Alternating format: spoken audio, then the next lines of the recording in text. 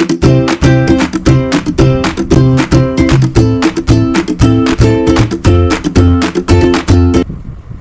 everyone, welcome back to Law Stress where you decode the law and ditch the stress. आज की class में हम एक बहुत important topic from the Hindu law discuss करने वाले हैं which is conditions for Hindu marriage. तो बिना टाइम वेस्ट करे चलो क्विकली स्टार्ट करते हैं।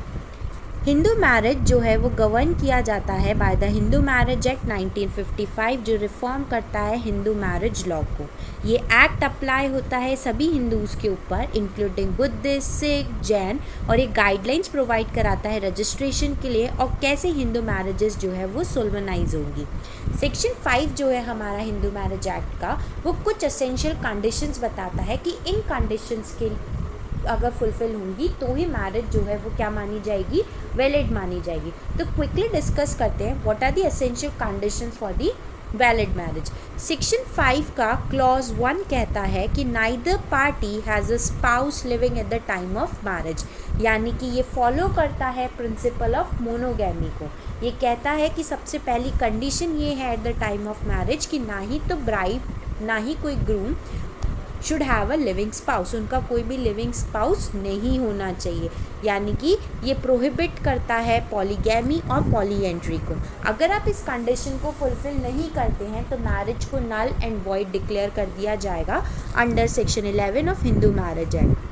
और पार्टी जो है वो लाइबल होगी for bigamy under section 494 and 495 of IPC which is now section 82 clause 1 and 2 of BNS and the section 17 of Hindu marriage act. Second जो एसेंशियल कंडीशन है हिंदू मैरिज एक्ट को वैलिड करने के लिए वो है at the time of marriage जो person है, जो भी पार्टी है, वो इनकेपेबल नहीं होना चाहिए of giving a valid consent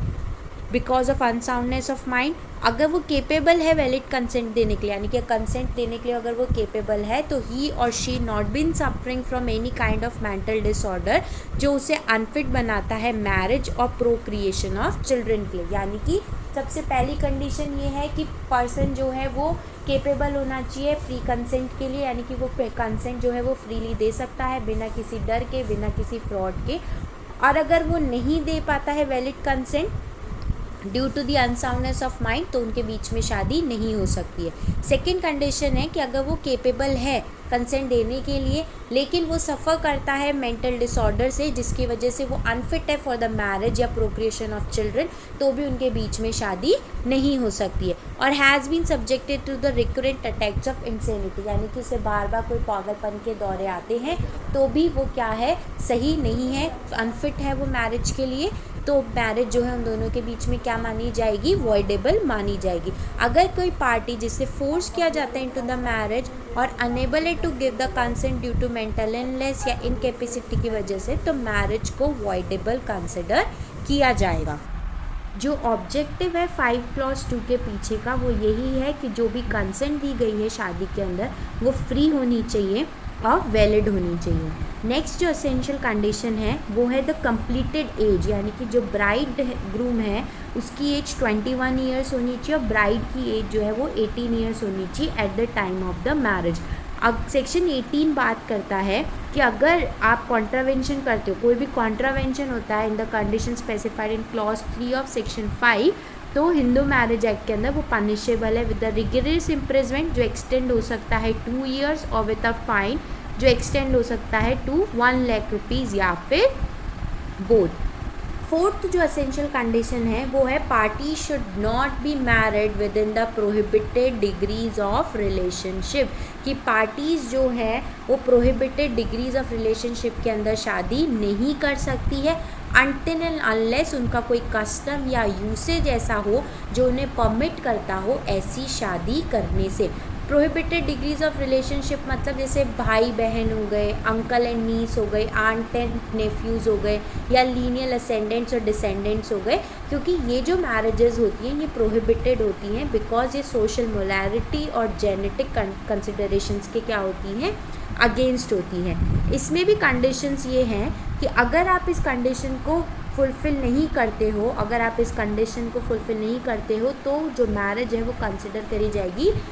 void under section 11 of Hindu marriage act. For example A और बी दो पर्सन हैं, वो दोनों को शादी करनी है, वो कहते हैं कि हमारे तो कस्टम्स एंड यूसेज हैं कि हम शादी कर सकते हैं with in the prohibited degrees of relationship, but वो कस्टम एंड यूसेज कोड कब दिखेगी? कस्टम एंड यूसेज का प्रोविज़न जो है वो उसमें कस्टम एंड यूसेज काफ़ी लंबे टाइम से चलते आ रहे चाहिए। ऐसा नहीं है कि अभी तुम्हें शादी करनी है तो तुमने कहा कि हमारी ये प्रथा चल रही थी, नहीं, वो custom and usage long time से आने चाहिए, याद नहीं होने चाहिए कि कब से चल रहे, बस वो चलते हुए आने चाहिए। Apart from this, section 18B of this act कहता है कि अगर आप इस वायलेशन करते हो इस क्लॉज का तो ये अमाउंट करेगा to the simple imprisonment up to 1 month या फिर फाइन फॉर 1000 रुपीज़ या फिर बोर्ड। फिफ्थ जो असेंशियल कंडीशन है वो बात करती है parties not to marry the sapindas of in each other unless, वही सेम बात कि अगर उनके कस्टम एंड यूसेज गवर्न करते हैं, परमिट करते हैं of the marriage between the two. Sapindas relationship extend होता है मदर्स साइड से 3 जनरेशन तक और फादर्स साइड से 5th जनरेशन तक, यानी कि मदर की साइड से आपकी 3 जनरेशन्स और फादर की साइड से 5 जनरेशन्स, इनके बीच में शादी नहीं हो सकती है अनटिल एंड अनलेस कोई कस्टम या यूसेज वहाँ पे प्रिवेलेंट हो। अगर आप इस कंडीशन को फुलफ़िल नहीं करते, यानी कि अगर आप सपिंडा हैं एक दूसरे के और आप शादी कर लेते और आपके कोई ऐसे कस्टम्स कुछ भी ऐसा नहीं है, तो जो मैरिज मानी जाएगी वो क्या मानी जाएगी? उसके लिए पनिशमेंट है अंडर सेक्शन 18B कि इम्प्रिजमेंट होगा अप टू 1 मंथ या फाइन हो सकता है 1000 रुपीज़ या फिर बोथ। सो ये थी हमारी essential conditions for valid Hindu marriage under section 5 of Hindu marriage act 1955। Quickly हम रिवाइज कर लेते हैं। सबसे पहला, कोई लिविंग स्पाउस नहीं होना चाहिए, मोनोगैमी, साउंड माइंड का होना चाहिए कंसेंट देने के लिए, प्रॉपर एज होनी चाहिए, marriage should not be with in the prohibited degrees of relationship, और ना ही वो सपिंडाज होनी चाहिए एक दूसरे के। If you found this video helpful then like the video, share it with your fellow few law friends and subscribe to the channel for more legal contents and judiciary preparation videos. Thank you for watching.